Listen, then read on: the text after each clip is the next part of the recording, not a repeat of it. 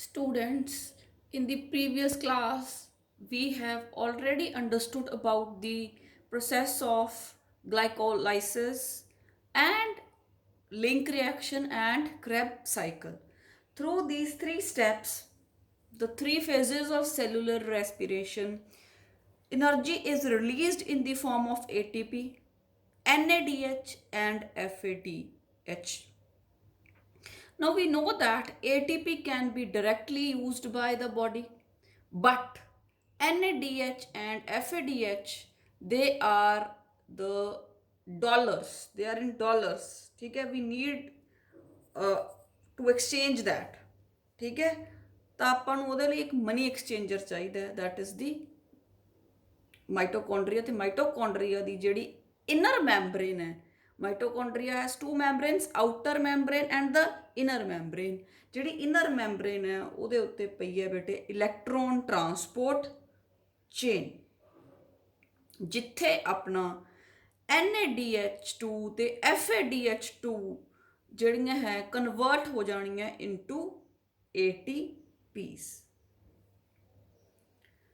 ਤੇ ਹੁਣ ਬੇਟੇ ਜਿਹੜੀ ਇਹ એનર્ਜੀ ਹੁੰਦੀ ਹੈ NADH2 FADH2, ਠੀਕ ਹੈ, ਮਤਲਬ ਜੇ ਟੁੱਟ ਜਾਣ NADH2 ਤੇ FADH ਇੱਕੋ ਦਮ ਟੁੱਟ ਜਾਣ ਤੇ ਸਾਰੀ એનર્ਜੀ ਐਟ ਅ ਟਾਈਮ ਹੀ ਰਿਲੀਜ਼ ਹੋ ਜੇ, ਤਾਂ ਦੱਸੋ ਬਾਡੀ ਉਹਨੂੰ ਯੂਜ਼ ਕਰ ਪਾਊਗੀ?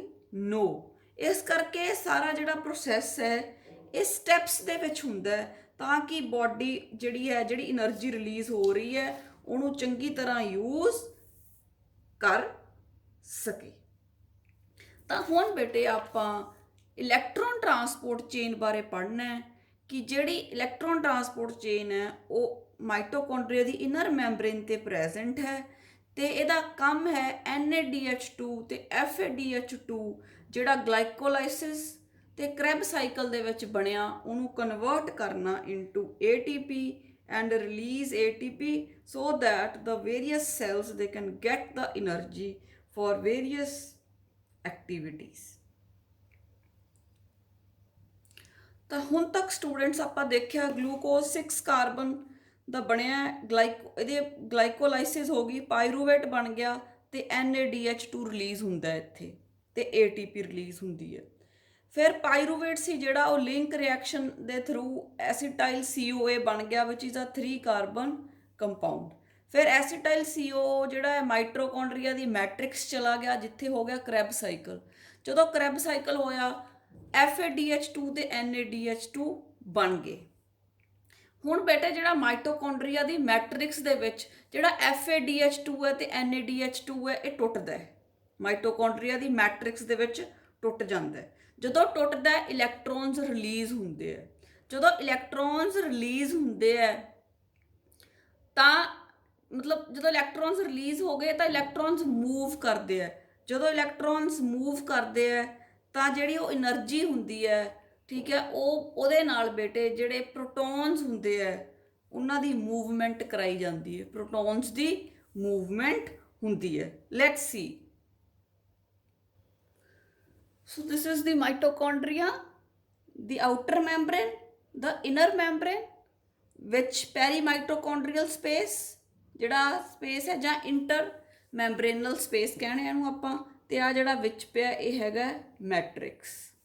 ਜਿਹੜਾ ਇਹ ਮੈਟ੍ਰਿਕਸ ਹੁੰਦਾ ਹੈ ਇਹਦੇ ਵਿੱਚ ਬਹੁਤ ਸਾਰੇ ਐਂਜ਼ਾਈਮਸ ਪਏ ਹੁੰਦੇ ਆ, ਠੀਕ ਹੈ। ਮਾਈਟੋਕੌਂਡਰੀਆ ਦੀ ਮੈਟ੍ਰਿਕਸ ਦੇ ਵਿੱਚ ਕ੍ਰੈਬ ਸਾਈਕਲ ਹੋ ਚੁੱਕਿਆ ਹੈ ਐਂਡ NADH2 ਤੇ FADH2 ਪ੍ਰੋਡਿਊਸ ਹੋ ਗਏ। ਤਾਂ ਐਂਜ਼ਾਈਮਸ ਦੀ ਹੈਲਪ ਨਾਲ ਮਾਈਟੋਕੌਂਡਰੀਆ ਦੀ ਮੈਟ੍ਰਿਕਸ ਦੇ ਅੰਦਰ with the help of enzyme NADH2 and FADH2 are broken down, ਟੁੱਟ ਜਾਂਦੇ ਆ ਬੇਟੇ, ਤੇ ਹਾਈਡਰੋਜਨ ਹੈ ਜਿਹੜੇ ਪ੍ਰੋਟੋਨਸ ਜਾਂ ਆਪਾਂ ਕਹਿ ਸਕਦੇ ਹਾਂ they are released, ਹਾਈਡਰੋਜਨਸ ਨਿਕਲਦੇ ਆ। ਬਹੁਤ ਸਾਰੇ NADH2 ਟੁੱਟੀ ਜਾਂਦੇ ਆ, ਬਹੁਤ ਸਾਰੇ FADH2 ਟੁੱਟੀ ਜਾਂਦੇ ਆ ਤੇ ਪ੍ਰੋਟੋਨਸ ਨਿਕਲੀ ਜਾਂਦੇ ਆ, ਨਾਲ ਨਾਲ ਇਲੈਕਟ੍ਰੋਨਸ ਵੀ ਨਿਕਲਦੇ ਆ। ਜਦੋਂ ਇਲੈਕਟ੍ਰੋਨਸ ਨਿਕਲਦੇ ਆ ਇਲੈਕਟ੍ਰੋਨਸ ਦੀ એનર્ਜੀ ਦੀ ਹੈਲਪ ਦੇ ਨਾਲ ਜਿਹੜੇ ਆ H ਪੋਜ਼ਿਟਿਵ ਹੈ ਜਿਹੜੇ ਪ੍ਰੋਟੋਨਸ ਮੈਟ੍ਰਿਕਸ ਦੇ ਅੰਦਰ ਨਿਕਲੇ ਆ ਨਾ, ਇਲੈਕਟ੍ਰੋਨਸ ਦੀ એનર્ਜੀ ਦੀ ਹੈਲਪ ਨਾਲ ਬੇਟੇ ਇਹ ਜਿਹੜੇ ਪ੍ਰੋਟੋਨਸ ਹੈ ਨਾ ਇਹਨਾਂ ਨੂੰ ਬਾਹਰ ਪੰਪ ਕਰ ਦਿੱਤਾ ਜਾਂਦਾ ਇਨਟੂ ਦਾ ਪੈਰੀ ਮਾਈਟੋਕੌਂਡਰੀਅਲ ਸਪੇਸ। ਮਤਲਬ ਜਿਹੜਾ ਆਊਟਰ ਮੈਂਬਰੇਨ ਤੇ ਇਨਰ ਮੈਂਬਰੇਨ ਦੇ ਵਿਚਕਾਰ ਸਪੇਸ ਪਿਆ ਹੈ ਮਾਈਟੋਕੌਂਡਰੀਆ ਦੇ ਵਿੱਚ, ਮੈਟ੍ਰਿਕਸ ਦੇ ਵਿੱਚੋਂ ਇਲੈਕਟ੍ਰੋਨਸ ਦੀ એનર્ਜੀ ਦੀ ਹੈਲਪ ਨਾਲ ਜਿਹੜੇ ਪ੍ਰੋਟੋਨਸ ਮੈਟ੍ਰਿਕਸ ਦੇ ਅੰਦਰ ਬਣੀ ਜਾਂਦੇ ਆ ਉਹਨਾਂ ਨੂੰ ਬਾਹਰ ਨੂੰ ਧੱਕ ਦਿੱਤਾ ਜਾਂਦਾ, ਬਾਹਰ ਨੂੰ ਪੰਪ ਕਰ ਦਿੱਤਾ ਜਾਂਦਾ ਇਨ ਦ ਪੈਰੀ ਮਾਈਟੋਕੌਂਡਰੀਅਲ ਸਪੇਸ ਔਰ ਦਾ ਇੰਟਰ ਮੈਂਬਰੇਨਲ ਸਪੇਸ। ਜਦੋਂ ਬੇਟੇ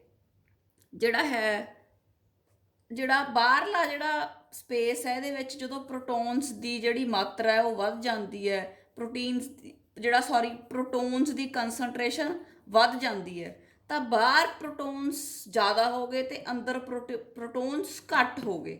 ਜਿਹੜਾ ਇਹ ਡਿਫਰੈਂਸ ਹੁੰਦਾ ਹੈ, ਠੀਕ ਹੈ, the difference in the proton ਕੰਸਨਟ੍ਰੇਸ਼ਨ, ਬਾਹਰ ਪ੍ਰੋਟੋਨਸ ਜ਼ਿਆਦਾ ਹੋ ਗਏ, H ਪੋਜ਼ਿਟਿਵ ਆ ਦੇਖੋ ਬਾਹਰ ਕਿੰਨੇ ਜ਼ਿਆਦਾ ਹੋ ਗਏ, ਅੰਦਰ ਥੋੜੇ ਰਹਿ ਜਾਣਗੇ ਕਿਉਂਕਿ ਆਪਾਂ ਅੰਦਰੋਂ ਬਾਹਰ ਵੱਲ ਪੰਪ ਕਰੀ ਜਾਂਦੇ ਹਾਂ। ਬਾਹਰ ਜਦੋਂ ਪ੍ਰੋਟੋਨਸ ਦੀ ਕੰਸਨਟ੍ਰੇਸ਼ਨ ਜ਼ਿਆਦਾ ਹੋ ਗਈ ਤੇ ਅੰਦਰ ਪ੍ਰੋਟੋਨਸ ਦੀ ਕੰਸਨਟ੍ਰੇਸ਼ਨ ਘੱਟ ਹੋ ਗਈ, this is called proton gradient, this is called as proton gradient. ਤੇ ਇਹਦੇ ਬੇਸ ਤੇ ਹੀ ਬੇਟੇ ਜਿਹੜਾ ਸਾਰਾ ਕੰਮ ਹੈ ਜਿਹੜਾ ਹੋਣਾ, ਪ੍ਰੋਟੋਨਸ ਜਦੋਂ ਅੰਦਰੋਂ ਬਾਹਰ ਜਾਣਗੇ ਤੇ ਫਿਰ ਬਾਹਰੋਂ ਅੰਦਰ ਨੂੰ ਆਉਣਗੇ, ਬਾਹਰ ਉਹਨਾਂ ਦਾ ਹਾਈ ਪ੍ਰੈਸ਼ਰ ਹੈ, ਮੈਟ੍ਰਿਕਸ ਦੇ ਅੰਦਰ ਪ੍ਰੋਟੋਨਸ ਦਾ ਲੋ ਪ੍ਰੈਸ਼ਰ ਹੈ, ਤਾਂ ਉਸ ਸਮੇਂ ਬੇਟੇ ਜਿਹੜੀ ਹੈ ATP ਹੈ ਜਿਹੜੀ ਉਹ ਪ੍ਰੋਡਿਊਸ ਹੋ ਜੂਗੀ।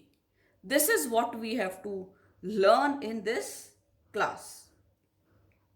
ਇੱਕ ਵਾਰ ਬੇਟੇ ਆਪਾਂ ਮਾਈਟੋਕੌਂਡਰੀਆ ਦਾ ਜਿਹੜਾ ਹੈ ਸਟਰਕਚਰ ਦੇਖ ਲੈਂਦੇ ਹਾਂ ਐਂਡ ਉਸ ਤੋਂ ਬਾਅਦ ਇਹ ਸਾਰੀਆਂ ਗੱਲਾਂ ਕਰਦੇ ਹਾਂ। ਰੈੱਡ ਕਲਰ 'ਚ ਮੈਂ ਦਿਖਾਇਆ ਹੈ ਆਊਟਰ ਮੈਂਬਰੇਨ, ਬਲੂ ਕਲਰ 'ਚ ਦਿਖਾਇਆ ਹੈ ਇਨਰ ਮੈਂਬਰੇਨ। ਰੈੱਡ ਤੇ ਬਲੂ ਦੇ ਵਿੱਚ ਸਪੇਸ ਹੈ ਜਿਹਨੂੰ ਕਹਿੰਦੇ ਆ ਪੈਰੀ ਮਾਈਟੋਕੌਂਡਰੀਅਲ ਸਪੇਸ ਜਾਂ ਇੰਟਰ ਮੈਂਬਰੇਨਲ ਸਪੇਸ।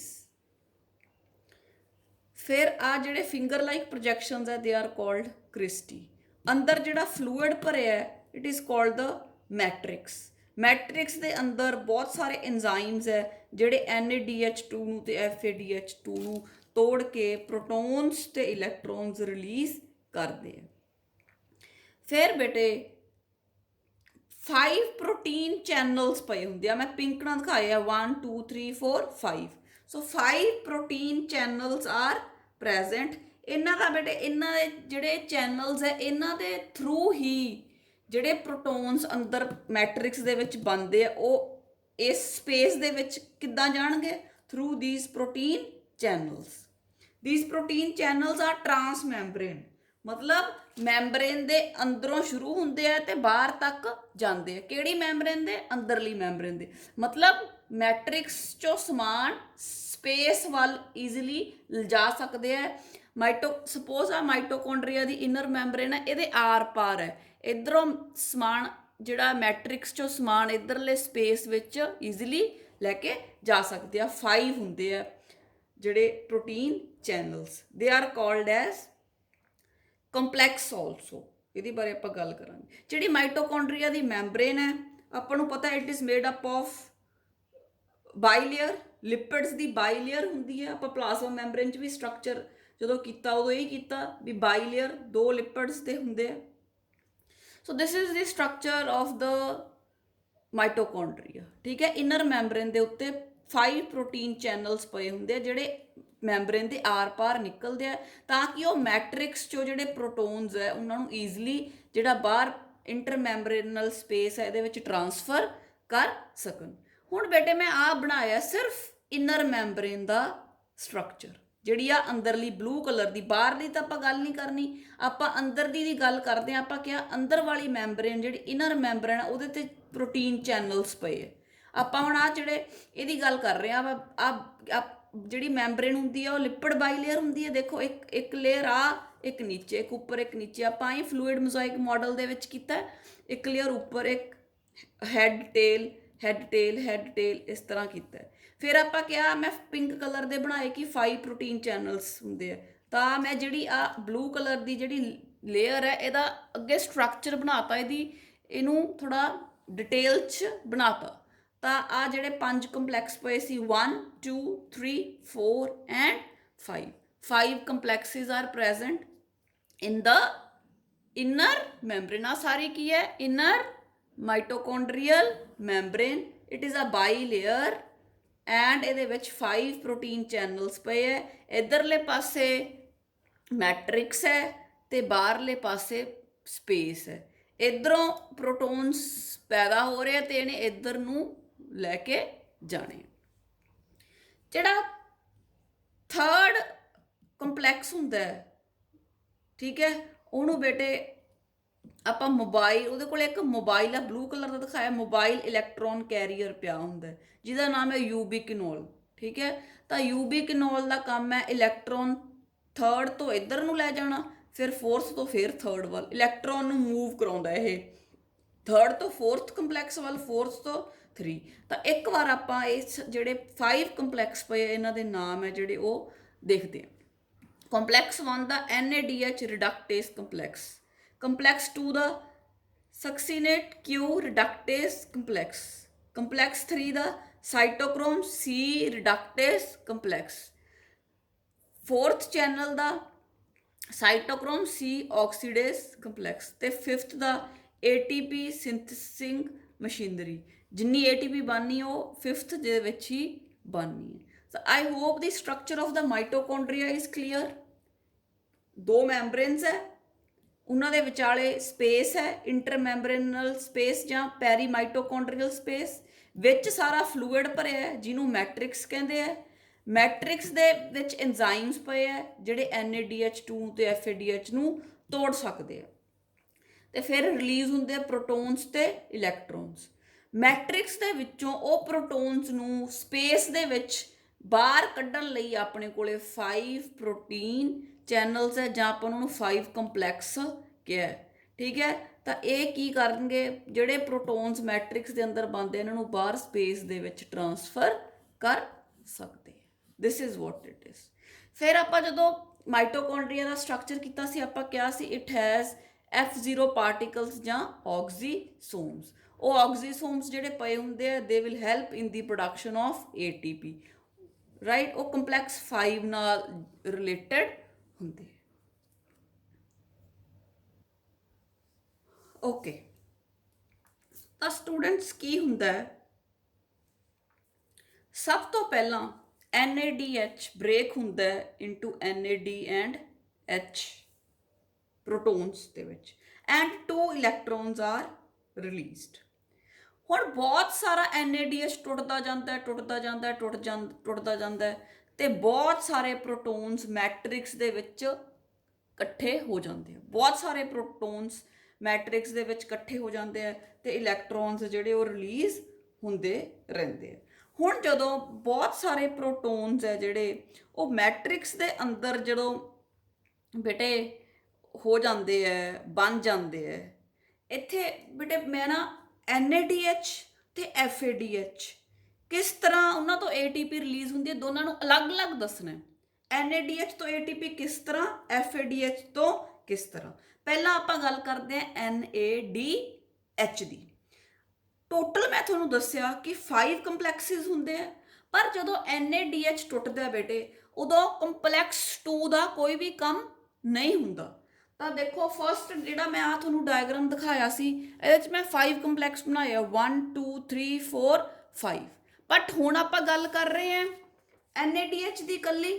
ਤਾਂ ਆਪਾਂ ਦੇਖੋ ਸੈਕਿੰਡ ਜਿਹੜਾ ਕੰਪਲੈਕਸ ਹੈ ਉਹ ਨਹੀਂ ਬਣਾਇਆ ਕਿਉਂਕਿ ਸੈਕਿੰਡ ਕੰਪਲੈਕਸ ਦਾ ਕੋਈ ਕੰਮ ਨਹੀਂ ਹੁੰਦਾ ਤਾਂ ਸੈਕਿੰਡ ਜਿਹੜਾ ਕੰਪਲੈਕਸ ਹੈ that is missing in NADH2 ਤਾਂ 1 3 4 ਐਂਡ 5 ਬਣਾਏ ਮੈਂ ਹੁਣ ਬੇਟੇ ਕੀ ਹੁੰਦਾ ਜਦੋਂ NADH ਟੁੱਟ ਰਿਹਾ ਹੈ ਵਾਰ-ਵਾਰ ਤੇ ਬਹੁਤ ਸਾਰੇ ਪ੍ਰੋਟੋਨਸ ਮੈਟ੍ਰਿਕਸ ਦੇ ਵਿੱਚ ਜਮ੍ਹਾਂ ਹੋ ਰਹੇ ਆ ਤੇ ਬਹੁਤ ਸਾਰੇ ਇਲੈਕਟ੍ਰੋਨਸ ਜਮ੍ਹਾਂ ਹੋ ਰਹੇ ਆ ਤਾਂ ਇਲੈਕਟ੍ਰੋਨਸ ਦੀ એનર્ਜੀ ਦੀ ਹੈਲਪ ਨਾਲ ਜਿਹੜੇ ਆ ਸਾਰੇ ਮੈਟ੍ਰਿਕਸ ਦੇ ਵਿੱਚ ਪ੍ਰੋਟੋਨਸ ਬਣੇ ਪਏ ਆ ਨਾ ਇਹ ਬੇਟੇ ਬਾਹਰ ਪੰਪ ਹੋ ਜਾਂਦੇ ਆ ਇਨ ਦਾ ਇੰਟਰਮੈਂਬਰੇਨਲ ਸਪੇਸ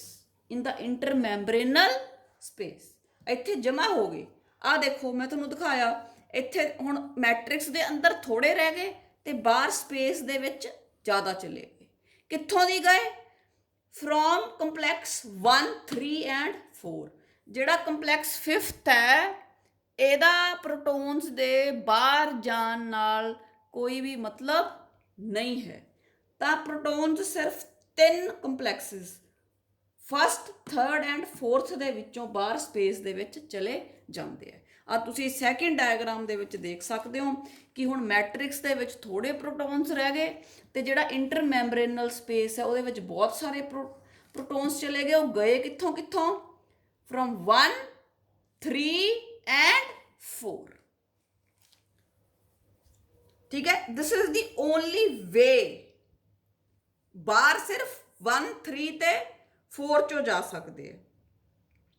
ਤੇ ਹੁਣ ਅਗਰ ਮੈਟ੍ਰਿਕਸ ਦੇ ਵਿੱਚ ਵਾਪਸ ਆਉਣਾ ਹੋਵੇ ਤਾਂ ਸਿਰਫ ਐਂਡ ਸਿਰਫ ਕੰਪਲੈਕਸ 5 ਦੇ ਥਰੂ ਮੈਟ੍ਰਿਕਸ 'ਚ ਵਾਪਸ ਆ ਸਕਦੇ ਆ।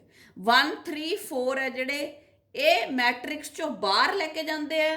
ਤੇ ਅਗਰ ਹੁਣ ਜਦੋਂ ਮੈਟ੍ਰਿਕਸ 'ਚ ਬਹੁਤ ਜ਼ਿਆਦਾ ਹੋ ਗਏ ਪ੍ਰੋਟੋਨਸ, ਹੁਣ ਇਹਨਾਂ ਨੇ ਜਦੋਂ ਵਾਪਸ ਆਉਣਾ ਤਾਂ ਵਾਪਸ ਇਹ ਕਿੱਥੋਂ ਦੀ ਆ ਸਕਦੇ ਆ? ਸਿਰਫ ਕੰਪਲੈਕਸ 5 ਦੇ ਵਿੱਚੋਂ ਦੀ। 1, 3, 4 ਦੇ ਵਿੱਚੋਂ ਵਾਪਸ ਨਹੀਂ ਆ ਸਕਦੇ, ਇਹਨਾਂ ਵਿੱਚੋਂ ਸਿਰਫ ਜਾ ਸਕਦੇ ਆ ਸਪੇਸ ਦੇ ਵਿੱਚ। ਹੁਣ ਸਪੇਸ ਦੇ ਵਿੱਚ ਪ੍ਰੋਟੋਨਸ ਦਾ ਪ੍ਰੈਸ਼ਰ ਜ਼ਿਆਦਾ ਹੋ ਗਿਆ, ਮੈਟ੍ਰਿਕਸ ਦੇ ਵਿੱਚ ਪ੍ਰੋਟੋਨਸ ਦਾ ਪ੍ਰੈਸ਼ਰ ਘੱਟ ਹੈ, ਤਾਂ ਹਾਈ ਪ੍ਰੈਸ਼ਰ ਤੋਂ ਲੋ ਪ੍ਰੈਸ਼ਰ ਵੱਲ ਪ੍ਰੋਟੋਨਸ ਨੇ ਆਉਣਾ ਹੈ। ਕਿੱਥੋਂ ਦੀ ਆ ਸਕਦੇ ਆ? Through only complex 5. The only way for the protons to come back to the matrix is the complex 5. ਠੀਕ ਹੈ, ਜਦੋਂ ਇਹਨਾਂ ਨੇ ਬੇਟੇ ਮੈਟ੍ਰਿਕਸ ਦੇ ਵਿੱਚੋਂ ਪ੍ਰੋਟੋਨਸ ਨੇ ਬਾਹਰ ਜਾਣਾ ਹੁੰਦਾ ਤਾਂ ਇਲੈਕਟ੍ਰੋਨਸ ਦੀ ਮਦਦ ਲੈਣੀ ਪੈਂਦੀ ਹੈ। ਇਲੈਕਟ੍ਰੋਨਸ એનર્ਜੀ ਰਿਲੀਜ਼ ਕਰਦੇ ਆ ਜਿਹਦੇ ਨਾਲ ਜਿਹੜੇ ਪ੍ਰੋਟੋਨਸ ਹੈ ਦੇ ਆ ਪੰਪ ਟੂ ਦਾ ਮੈਟ੍ਰਿਕਸ। ਤੇ ਜਿਹੜੇ ਇਲੈਕਟ੍ਰੋਨ ਹੈ ਬੇਟੇ ਐਂ ਘੁੰਮਦਾ ਰਹਿੰਦਾ, ਫਸਟ ਤੋਂ ਥਰਡ 'ਚ ਚਲਾ ਜਾਂਦਾ, ਥਰਡ 'ਚੋਂ ਫੋਰਥ 'ਚ, ਫਿਰ ਫਸਟ 'ਚ, ਫਿਰ ਥਰਡ 'ਚ, ਫਿਰ ਫੋਰਥ 'ਚ। ਤਾਂ ਇਲੈਕਟ੍ਰੋਨਸ ਹੈ ਜਿਹੜੇ ਉਹ ਐਂ ਘੁੰਮਦੇ ਰਹਿੰਦੇ ਆ। ਫਿਫਥ ਦਾ ਜਿਹੜਾ ਹੈ ਉਹਦਾ ਇਲੈਕਟ੍ਰੋਨਸ ਨਾਲ ਕੋਈ ਲੈਣਾ ਦੇਣਾ ਨਹੀਂ ਹੁੰਦਾ। ਫਿਫਥ ਦੇ ਵਿੱਚੋਂ ਸਿਰਫ ਪ੍ਰੋਟੋਨਸ ਜਿਹੜੇ ਹੈ ਉਹ ਬਾਹਰ, ਉਹ ਅੰਦਰ ਫਿਰ ਦੁਬਾਰਾ ਮੈਟ੍ਰਿਕਸ ਦੇ ਵਿੱਚ ਆ ਸਕਦੇ ਆ। ਜਾਣ ਲਈ 3 ਰਸਤੇ ਹੈ, ਕੰਪਲੈਕਸ 1, 3 ਐਂਡ 4। ਵਾਪਸ ਆਉਣ ਲਈ ਸਿਰਫ ਇੱਕੋ ਹੀ ਰਸਤਾ ਹੈ, ਕੰਪਲੈਕਸ 5। ਜਿਹੜੇ ਇਲੈਕਟ੍ਰੋਨਸ ਹੈ ਉਹ 1 ਤੋਂ 3 'ਚ ਜਾਂਦਾ, 3 ਤੋਂ 4 'ਚ ਜਾਂਦਾ। ਠੀਕ ਹੈ, 4 ਹੈ ਜਿਹੜਾ ਇਹ ਲਾਸਟ ਇਲੈਕਟ੍ਰੋਨੋਸੈਪਟਰ ਹੈ। ਫੋਰਥ ਤੋਂ ਬਾਅਦ ਜਿਹੜਾ ਫਿਫਥ ਹੈ ਇਹ ਇਲੈਕਟ੍ਰੋਨੋਸੈਪਟ ਨਹੀਂ ਕਰੂਗਾ, ਇਹਦਾ ਆਲ ਟੂਗੈਦਰ ਡਿਫਰੈਂਟ ਫੰਕਸ਼ਨ ਹੈ। ਤੇ ਫਿਫਥ ਦਾ ਨਾਮ ਹੈ ATP ਸਿੰਥੇਸਿੰਗ ਮਸ਼ੀਨਰੀ ਜਾਂ ATP ਸਿੰਥੇਟੇਸ। ਤਾਂ ਜਿਵੇਂ ਬੇਟੇ ਆਪਾਂ ਦੇਖਦੇ ਹਾਂ ਕਿ ਜਿਹੜੇ ਹਾਈਡਰੋ ਪਾਵਰ ਪਲਾਂਟਸ ਹੁੰਦੇ ਜਿੱਥੇ ਪਾਣੀ ਤੋਂ ਬਿਜਲੀ ਪੈਦਾ ਕੀਤੀ ਜਾਂਦੀ ਹੈ, ਤਾਂ ਉੱਥੇ ਜਿਹੜਾ ਪਾਣੀ ਹੈ ਉੱਪਰੋਂ ਹਾਈਟ ਤੋਂ ਟਰਬਾਈਨ ਤੇ ਪੈਂਦਾ ਹੈ। ਟਰਬਾਈਨ ਘੁੰਮਦੀ ਹੈ ਤੇ ਇਲੈਕਟ੍ਰੀਸਿਟੀ ਪ੍ਰੋਡਿਊਸ ਹੁੰਦੀ ਹੈ, એનર્ਜੀ ਪ੍ਰੋਡਿਊਸ ਹੁੰਦੀ ਹੈ। ਸਿਮਿਲਰਲੀ ਇੱਥੇ ਬੇਟੇ ਪ੍ਰੋਟੋਨਸ ਦਾ ਇੱਧਰ ਹਾਈ ਪ੍ਰੈਸ਼ਰ ਹੈ, ਜਦੋਂ ਪ੍ਰੋਟੋਨਸ ਆ ਕੇ ਇਹਦੇ ਉੱਤੇ ਪੈਂਦੇ ਹੈ, ਆ ਇੱਕ ਤਰ੍ਹਾਂ ਦਾ ਟਰਬਾਈਨ ਕਹਿ ਲਓ। ਠੀਕ ਹੈ, ਇਹਦੇ ਉੱਤੇ ਆ ਕੇ ਪੈਂਦੇ ਹੈ ਤਾਂ ਬੇਟੇ ਇਹ ਇਹਦੇ ਤੋਂ ਫਿਰ ATP ਪੈਦਾ ਹੁੰਦੀ ਹੈ। ATP ਪੈਦਾ ਹੁੰਦੀ ਹੈ ਕੰਪਲੈਕਸ 5 ਦੇ ਵਿੱਚ। ਲਾਈਕ ਜਿਵੇਂ ਟਰਬਾਈਨ ਘੁੰਮ ਕੇ ਇਲੈਕਟ੍ਰੀਸਿਟੀ ਪੈਦਾ ਹੁੰਦੀ ਹੈ। ਸੋ ਆਪਾਂ ਉਸ ਤਰ੍ਹਾਂ ਦਾ ਜਿਹੜਾ ਹੈ ਇਹਨੂੰ ਕੰਪੇਅਰ ਕਰ ਸਕਦੇ ਹਾਂ। ਹਿਊਮਨ ਬੋਡੀ 'ਚ ਕੁਦਰਤ ਨੇ ਬਹੁਤ ਕਮਾਲ ਕੀਤਾ ਹੋਇਆ ਹੈ ਕਿ ਦੇਖੋ ਕਿਸ ਤਰ੍ਹਾਂ ਦੇ ਜਿਹੜੇ ਹੈ ਪਏ ਹੈ ਸਾਰੀਆਂ ਚੀਜ਼ਾਂ ਜਿਨ੍ਹਾਂ ਨਾਲ એનર્ਜੀ ਪ੍ਰੋਡਿਊਸ ਹੁੰਦੀ ਹੈ। ਹੁਣ ਸਟੂਡੈਂਟਸ ਦੇਖੋ, ਹੁਣ ਮੈਂ ਇੱਥੇ ਕੰਪਲੈਕਸ 1, 3 ਤੇ 4 ਦੀ ਜਿਹੜੀ ਹੈ ਉਹ ਗੱਲ ਕਰ ਰਹੀ ਹਾਂ, ਕੰਪਲੈਕਸ 5 ਦੀ ਗੱਲ ਨਹੀਂ ਕਰ ਰਹੇ। ਕੰਪਲੈਕਸ 5 'ਚ ਆਪਾਂ ਤੁਹਾਨੂੰ ਮੈਂ ਆਲਰੇਡੀ ਦੱਸ ਚੁੱਕੀ ਹਾਂ ਕਿ ਜਿਹੜਾ ਕੰਪਲੈਕਸ 5 ਹੁੰਦਾ ਬੇਟੇ, ਆ ਜਿਹੜਾ ਮੈਂ ਬਣਾਇਆ ਕੰਪਲੈਕਸ 5, ਇਹਦੇ ਅੰਦਰ ਜਿਹੜੀ ਹੈ ਮੋਟਰ ਹੈ। ਠੀਕ ਹੈ, ਪ੍ਰੋਟੋਨਸ ਬਾਹਰ ਹੈ। ਜਦੋਂ ਪ੍ਰੋਟੋਨਸ ਅੰਦਰ ਆਉਂਦੇ ਹੈ, ਠੀਕ ਹੈ, ਤਾਂ ਮੋਟਰ ਵਿੱਚ ਆਉਣਗੇ। ਠੀਕ ਹੈ, ਤਾਂ ਮੋਟਰ ਟਰਨ ਹੋ ਜੂਗੀ। ਠੀਕ ਹੈ, ਜਿਹੜੀ ਆ ਮੋਟਰ ਹੈ ਇਹ ਟਰਨ ਹੋ ਜੂਗੀ। ਠੀਕ ਹੈ, ਤੇ ਜਦੋਂ ਟਰਨ ਹੋਊਗੀ ਬੇਟੇ ਤਾਂ એનર્ਜੀ ਹੈ ਜਿਹੜੀ ਉਹ ਪ੍ਰੋਡਿਊਸ ਹੋ ਜੂਗੀ। ਤਾਂ એનર્ਜੀ ਜਿਹੜੀ ATP ਉਹ ਕਿਹੜੇ ਕੰਪਲੈਕਸ 'ਚ ਪ੍ਰੋਡਿਊਸ ਹੁੰਦੀ ਹੈ? ਕੰਪਲੈਕਸ 5 'ਚ, ਜਿਹਦਾ ਨਾਮ ਹੈ ATP ਸਿੰਥੇਸਿਸ। ਕੰਪਲੈਕਸ 1, 3 ਤੇ 4 ਦਾ ਕੰਮ ਹੈ ਪ੍ਰੋਟੋਨਸ ਨੂੰ ਮੈਟ੍ਰਿਕਸ ਦੇ ਵਿੱਚੋਂ ਇੰਟਰਮੈਂਬਰੇਨਲ ਸਪੇਸ ਦੇ ਵਿੱਚ ਭੇਜਣਾ। ਤੇ ਉਹ ਪ੍ਰੋਟੋਨਸ ਜਿਹੜੇ ਆ ਵਾਪਸ ਸਿਰਫ ਆਉਂਦੇ ਆ ਕੰਪਲੈਕਸ 5 ਦੇ ਥਰੂ। ਜਦੋਂ ਵਾਪਸ ਆਉਂਦੇ ਆ ਤਾਂ ਜਿਹੜੀ ਮੋਟਰ ਹੈ ਉਹਨੂੰ ਘੁਮਾ ਦਿੰਦੇ ਆ ਤਾਂ ATP ਪ੍ਰੋਡਿਊਸ ਹੋ ਜਾਂਦੀ ਹੈ। ਤਾਂ ਬੇਟੇ ਇਹ ਗੱਲਾਂ ਯਾਦ ਰੱਖਣੀਆਂ ਜ਼ਰੂਰੀ ਹੈ ਕਿ ATP ਪ੍ਰੋਡਿਊਸ ਹੁੰਦੀ ਹੈ ਕੰਪਲੈਕਸ 5 ਦੇ ਵਿੱਚ। ਪ੍ਰੋਟੋਨਸ ਮੈਟ੍ਰਿਕਸ ਤੋਂ ਸਪੇਸ 'ਚ ਜਾ ਸਕਦੇ ਆ ਥਰੂ ਕੰਪਲੈਕਸ 1 3 ਐਂਡ 4, ਵਾਪਸ ਆ ਸਕਦੇ ਆ ਓਨਲੀ ਥਰੂ 5, ਤੇ ਲਾਸਟ ਇਲੈਕਟ੍ਰੋਨ ਅਸੈਪਟਰ ਕੌਣ ਹੈ? ਕੰਪਲੈਕਸ 4। ਤਾਂ ਇਹ ਜਿਹੜੀ ਆਹ ਇਲੈਕਟ੍ਰੋਨ ਟਰਾਂਸਪੋਰਟ ਸਿਸਟਮ ਹੈ, ਜਿਹੜੀ ਚੇਨ ਹੈ, ਇਹਦੇ 'ਚ ਬੇਟੇ ਆਪਾਂ NADH FADH ਨੂੰ ATP ਦੇ ਵਿੱਚ ਕਨਵਰਟ ਕਰ ਰਹੇ ਹਾਂ, ਕਿਉਂਕਿ ਇਹਨਾਂ ਨੂੰ ਆਪਾਂ ਡਾਇਰੈਕਟਲੀ ਯੂਜ਼ ਨਹੀਂ ਕਰ ਸਕਦੇ। ਨਾਓ ਲੈਟਸ ਸੀ ਦਿਸ ਡਾਇਗਰਾਮ। ਤਾਂ ਕੀ ਹੋਇਆ, ਜਿਹੜੇ ਪ੍ਰੋਟੋਨਸ ਆ ਉਹ ਬਾਹਰ ਵੱਲ ਪੰਪ ਹੋ ਗਏ। ਜਿਹੜਾ ਕੰਪਲੈਕਸ 1 ਸੀ ਬੇਟੇ, ਠੀਕ ਹੈ, ਜਦੋਂ NADH NAD ਤੇ H ਪੋਜ਼ਿਟਿਵ 'ਚ ਟੁੱਟਿਆ, ਇਲੈਕਟ੍ਰੋਨਸ ਰਿਲੀਜ਼ ਹੋ ਗਏ। ਇਲੈਕਟ੍ਰੋਨਸ ਦੀ એનર્ਜੀ ਦੀ ਹੈਲਪ ਨਾਲ ਜਿਹੜੇ ਪ੍ਰੋਟੋਨਸ ਸੀ ਇੱਧਰ ਬਣੇ, ਉਹ ਬੇਟੇ ਬਾਹਰ ਵੱਲ ਪੰਪ ਹੋ ਗਏ। ਆ ਸਪੇਸ ਹੈ ਜਿਹੜਾ ਦੋ ਮੈਂਬਰੇਨਸ ਦੇ ਵਿਚਕਾਰ ਸਪੇਸ ਸੀ। ਜਿਹੜਾ ਫਸਟ ਕੰਪਲੈਕਸ ਹੈ ਬੇਟੇ, ਇਹਦੇ 'ਚੋਂ 4 ਪ੍ਰੋਟੋਨਸ ਪੰਪ ਹੁੰਦੇ ਹੈ। ਜਿਹੜਾ ਥਰਡ ਕੰਪਲੈਕਸ ਹੈ, ਇਹਦੇ 'ਚੋਂ ਬੇਟੇ 2 ਪ੍ਰੋਟੋਨਸ ਤੇ ਪਲੱਸ 2 ਪ੍ਰੋਟੋਨਸ, 2 ਵਾਰੀ ਅਲੱਗ-ਅਲੱਗ ਜਿਹੜਾ ਹੈ ਪੰਪ ਹੁੰਦੇ ਹੈ, ਠੀਕ ਹੈ। ਜਿਹੜਾ ਕੰਪਲੈਕਸ 4 ਹੈ, ਇਹਦੇ 'ਚੋਂ ਵੀ 2 ਪ੍ਰੋਟੋਨਸ ਪੰਪ ਹੁੰਦੇ ਹੈ। 4 + 2 6, 6 + 2 8 + 2 10। ਤਾਂ ਕਿੰਨੇ ਪ੍ਰੋਟੋਨਸ ਮੈਟ੍ਰਿਕਸ ਦੇ ਵਿੱਚੋਂ ਇੰਟਰਮੈਂਬਰੇਨਲ ਸਪੇਸ ਦੇ ਵਿੱਚ ਪੰਪ ਹੋ ਚੁੱਕੇ ਹੈ? 10। 8 + 2 = 10, ਠੀਕ ਹੈ। ਫਿਰ ਕੀ ਹੁੰਦਾ ਬੇਟੇ, ਮੈਂ ਜਿਵੇਂ ਦੱਸਿਆ ਵੀ ਇਲੈਕਟ੍ਰੋਨ ਹੈ ਜਿਹੜਾ ਉਹ ਮੂਵ ਕਰਦਾ ਰਹਿੰਦਾ ਹੈ। ਫਾਈਨਲੀ ਜਿਹੜਾ ਇਲੈਕਟ੍ਰੋਨ ਹੈ ਉਹ 4th ਕੋਲੇ ਜਾਂਦਾ ਹੈ, ਤਾਂ ਇਸ ਕਰਕੇ ਆਪਾਂ ਕੰਪਲੈਕਸ 4 ਨੂੰ ਕਿਹਾ ਫਾਈਨਲ ਇਲੈਕਟ੍ਰੋਨ ਅਸੈਪਟਰ। ਤਾਂ ਇਹ ਇਲੈਕਟ੍ਰੋਨ ਬੇਟੇ ਹਾਫ ਆਕਸੀਜਨ ਦੇ ਮੋਲੀਕਿਊਲ ਨਾਲ ਹਾਈਡਰੋਜਨ ਜੁੜ ਕੇ ਵਾਟਰ ਬਣਾਉਣ ਦੇ ਵਿੱਚ ਹੈਲਪ ਕਰਦਾ ਹੈ। ਕੀ ਬਣਾਉਣ ਦੇ ਹੈਲਪ ਕਰਦਾ ਹੈ? ਵਾਟਰ। ਇਹ ਇਲੈਕਟ੍ਰੋਨ ਫਾਈਨਲੀ ਇਹਨੂੰ 4th ਅਸੈਪਟ ਕਰ ਲੈਂਦਾ ਹੈ, ਘੁੰਮ ਹੀ ਰਿਹਾ ਹੁੰਦਾ 4th ਕੰਪਲੈਕਸ ਇਹਨੂੰ ਅਸੈਪਟ ਕਰਕੇ, ਤੇ ਇਹਦੇ ਤੋਂ ਇਹਨੂੰ ਯੂਜ਼ ਕਰ ਲੈਂਦਾ ਹੈ for the formation of water. ਤਾਂ ਇਸ ਡਾਇਗਰਾਮ ਤੋਂ ਆਪਾਂ ਕੀ ਸਿੱਖਿਆ ਕਿ ਟੋਟਲ ਜਿਹੜਾ ਹੈ 10 ਪ੍ਰੋਟੋਨਸ ਹੈ ਜਿਹੜੇ ਉਹ ਪੰਪ ਹੋ ਜਾਂਦੇ ਹੈ from the matrix to the intermembranal space। 4 from complex 1, 2 + 2 from complex 3 and 2 from complex 4। ਆ ਦੇਖੋ 4 ਫਸਟ ਤੋਂ, 2 + 2 ਥਰਡ ਤੋਂ, ਤੇ 2 ਹੈ ਜਿਹੜੇ ਉਹ 4th ਤੋਂ। Total 10 protons R ਪੰਪਡ and electron ਹੈ ਜਿਹੜਾ ਉਹਨੂੰ ਫਾਈਨਲੀ ਕੰਪਲੈਕਸ 4 ਅਸੈਪਟ ਕਰ ਲੈਂਦਾ ਹੈ and water is produced. HO2 is formed।